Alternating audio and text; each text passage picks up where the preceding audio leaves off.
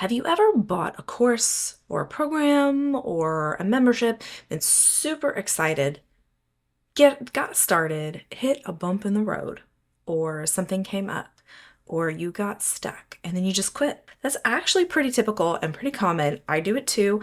And guess what? So will your clients. The first 48 hours of your course is when people decide if they're actually going to show up or if your program just becomes another digital dust collector. Let's make that an easy decision. Who am I? I'm Dr. Catrina Mitchum, and I have been designing and redesigning courses online since 2009. So why does this happen? Why do we pay for things and then get really excited about it, maybe jump in, and then we stop? So I'm going to tell you a story. I had bought a program, and when I got the link to, create my password, I got into the platform and it was overwhelming. There were probably 12 to 15 different modules, different places I could start. They all had different titles. It wasn't clear, like there wasn't a module 1 and a module 2, so there wasn't a linear progression. You don't need to have that. But without that and without like a place to get started, it was too much. It was too much content.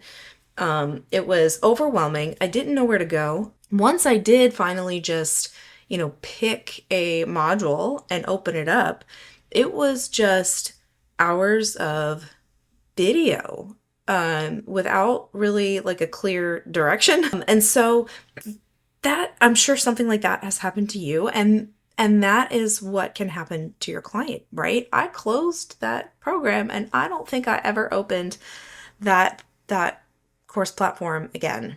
So we can stop because there's too much content.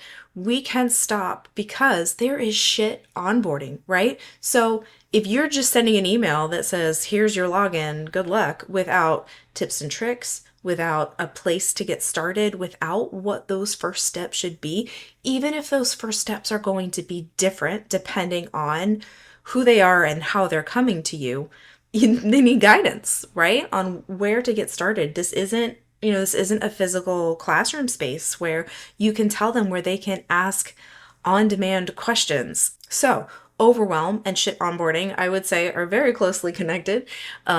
Basically, it can be a navigation issue, right? Another area that can impact whether or not someone makes it beyond that first 48 hours is not actually having the time, right? And so when we sign up for things, we often have kind of an inflated idea about how much time and energy, one, something is going to take, and two, we actually have in a day, right? So we don't have a routine. We haven't found the place to fit the course in, even if we're excited about it. So that's another reason why, sometimes we sign up and we don't keep going. The final reason is that they haven't considered what they actually want to get out of it, right?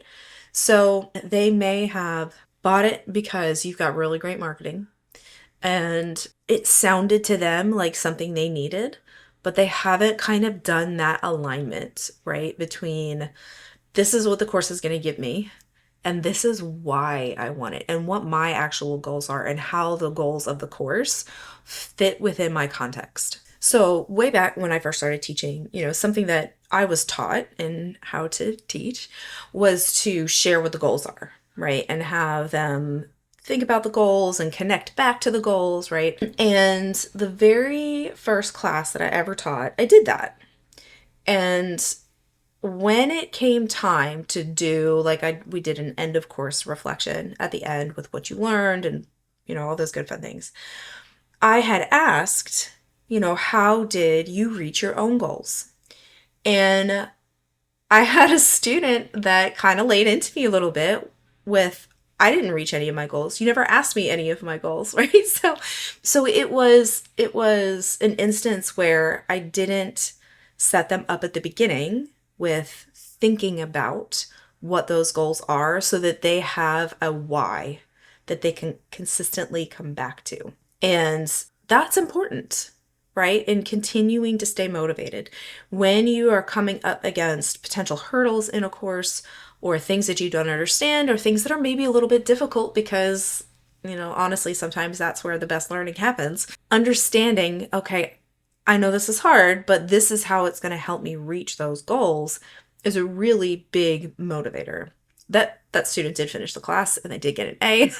And so that's something I started to incorporate moving forward. And the next semester, I did ask them at the beginning, and they did talk about it at the end. But the thing that was missing that time was having them connect those things together. When they were doing the goals separately, like this is what I think these goals mean for the course, and these are my goals, and they're not creating that overlap, then it's more difficult to see how and why the course can help them reach their personal goals. They're the goals that are very closely connected to why they want to be there. So not pulling like the threads together can be another reason that they're not motivated to continue past that first 48 hours. And so those are all kind of the reasons that clients will potentially stop in that first 48 hours.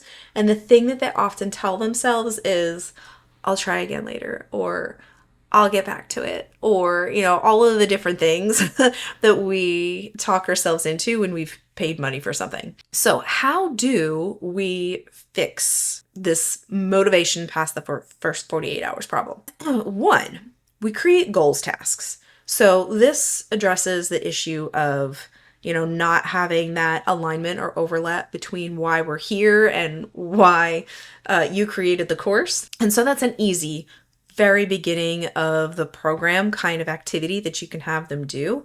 I recommend having them reflect on things pretty frequently because studies show that metacognitive reflection, and so that is the thinking or the writing about your thinking, does a lot to solidify learning and recognize those whys and motivations for us to keep going. The second thing is an onboarding journey is what we're going to call it. So that is having a very clear start here, a clear place to get help if things are broken. It's really kind of the jump starting place for your course. And so every course should have one. And in that space, that's where you can have those goals tasks, right? Another why that I had identified was needing a routine and finding time. That's an activity that you can include in the getting started, right? Think of this as a preparing them to be a learner again, right? And find the space and the time in their schedules for this course. Other things that you can do. So thinking about, if someone got the login information in their email and they clicked the link, they got in, and then they stopped. Things like having outreach. If they, did that, you should be able to see the amount of time they've spent. You can see how many times they've logged in. And then setting up outreach if they haven't, in that first 48 hours, at least done something. Another fix for kind of that overwhelm, especially if you have a program that is kind of bigger or it's like a membership and there's lots of different ways that you help them, is having a success path. And that is sort of a check-in with where they are, where they want to be, and then providing them with, okay, go here.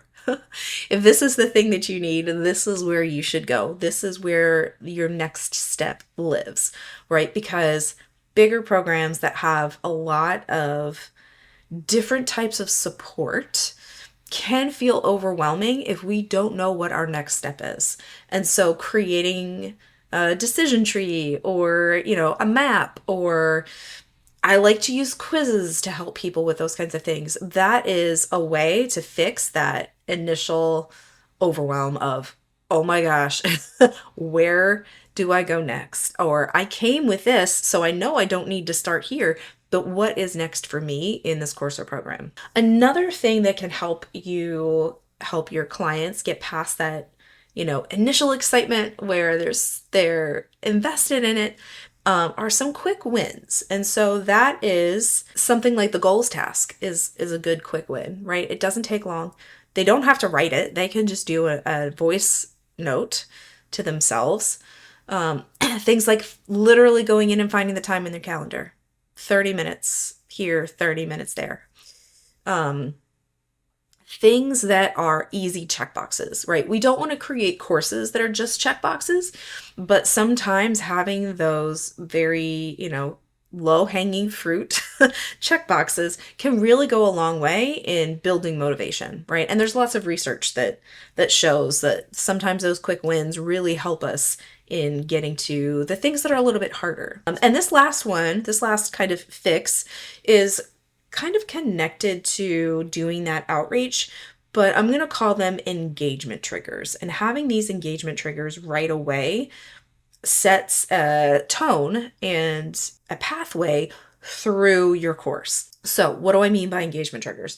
Those are things like having check-ins, suggesting ways for them to engage with you, to engage with the content, to engage with the tasks and activities. And being action oriented. So there is a trend where folks like to have all of the information up front. Like, I'm going to tell you everything that I know, and then I'm going to have you do the things. But making sure that you have actions built in right from the get-go, and it's not just content being thrown at them, makes them actively engaged and active participants in the course instead of just showing up and watching the videos and trying to absorb knowledge like a sponge, because that's not actually how learning works. Not sure if your first 48 keeps them in the gate? I've got a 30-minute session for you. You can show me what you have and we can fix it on the spot. But what happens after we take advantage of that initial motivation and engagement? How do we keep them going after that first week? That is the topic of next week's video. If it's not there, it'll be there next week.